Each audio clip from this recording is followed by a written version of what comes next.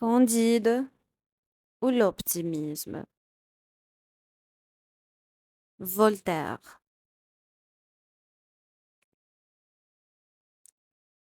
Il y avait en Westphalie, dans le château de Monsieur le baron de Tendertentrangre, un jeune garçon à qui la nature avait donné les mœurs les plus douces.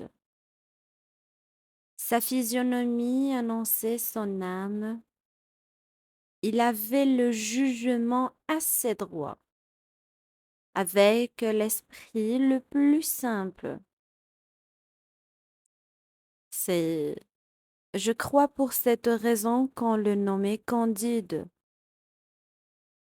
Les anciens domestiques de la maison soupçonnaient qu'il était fils de la sœur de Monsieur le baron et d'un bon et honnête gentilhomme du voisinage. Que cette demoiselle ne voulut jamais épouser, parce qu'il n'avait pu prouver que 71 quartiers, et que le reste de son arbre généalogique avait été perdu par l'injure du temps. Monsieur le baron était un des plus puissants seigneurs de la Westphalie, car son château avait une porte et des fenêtres.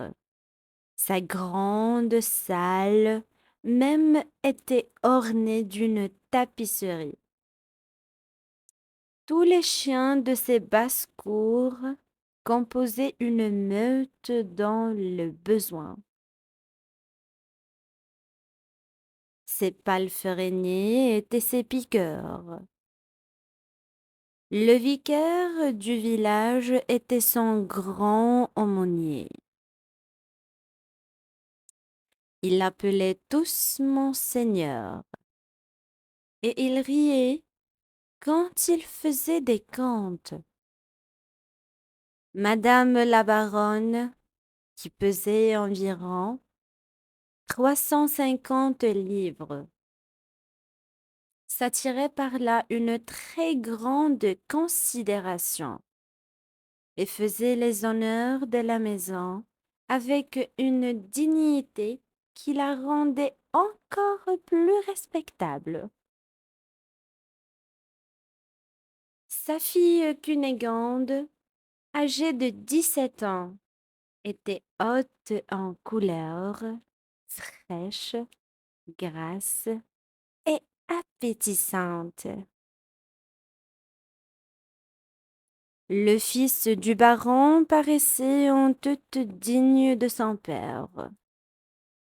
Le précepteur Pangloss était l'oracle de la maison. Et le petit Candide écoutait ses leçons avec toute la bonne foi de son âge et de son caractère. Pangloss enseignait la métaphysico-théologo-cosmolonigologie. Il prouvait admirablement qu'il n'y a point d'effet sans cause, et que dans ce meilleur des mondes possibles, le château de Monsieur le baron était le plus beau des châteaux, et Madame la meilleure des baronnes possibles. Il démontrait, disait-il, que les choses ne peuvent être autrement, car tout étant fait pour une fin, tout est nécessairement pour la meilleure fin. Remarquez bien que les nez ont été faits pour porter des lunettes. Aussi avons-nous des lunettes. Les jambes sont visiblement instituées pour être chaussées, et nous avons des chausses.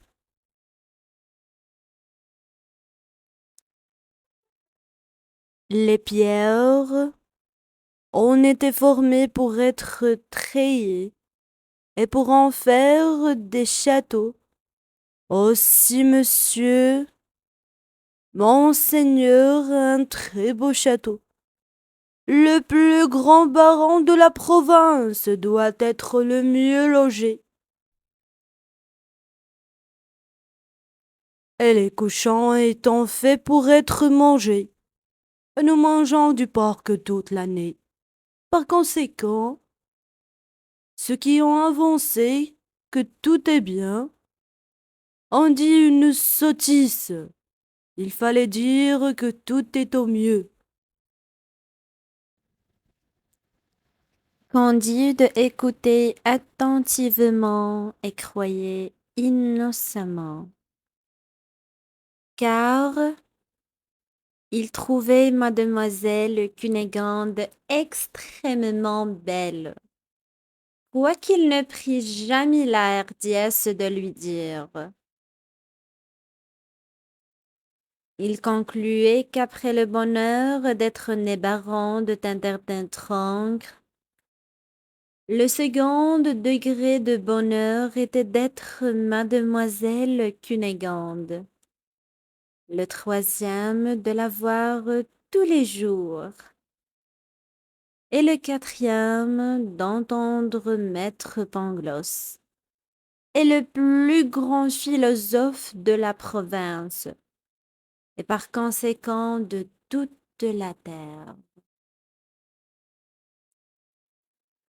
Un jour, Cunégonde, en se promenant auprès du château, dans le petit bois qu'on appelait parc, vit entre des broussailles le docteur Pangloss qui donnait une leçon de physique expérimentale à la femme de chambre de sa mère. Petite brune très jolie et très docile. Comme mademoiselle Cunégonde avait beaucoup de disposition pour les sciences, elle observa sans souffler. Les expériences réitérées dont elle fut témoin, elle vit clairement la raison suffisante du docteur, les effets et les causes, et s'en retourna toute agitée, toute pensive, toute remplie du désir d'être savante. Songeant qu'elle pourrait bien être la raison suffisante du jeune Candide, qui pouvait aussi être la sienne.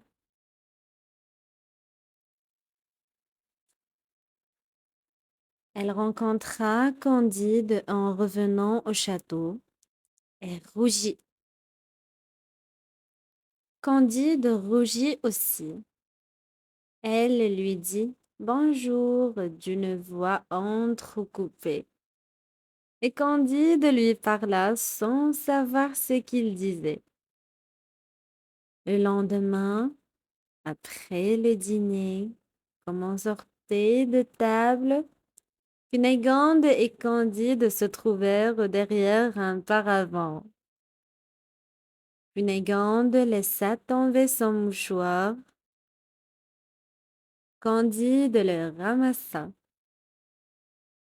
Elle lui prit innocemment la main.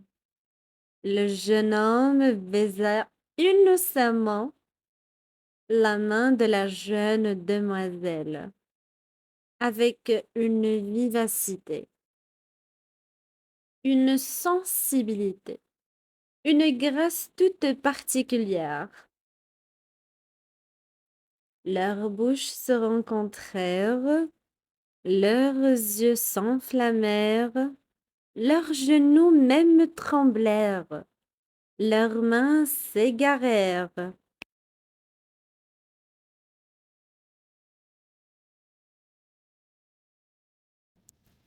Monsieur le baron de Tindertentronckh passa auprès du paravent, et voyant cette cause et cet effet, chassa Candide du château à grands coups de pied dans le derrière. Cunégonde s'évanouit. Elle fut souffletée par madame la baronne dès qu'elle fut revenue à elle-même. Et tout fut consterné dans le plus beau et le plus agréable des châteaux possibles.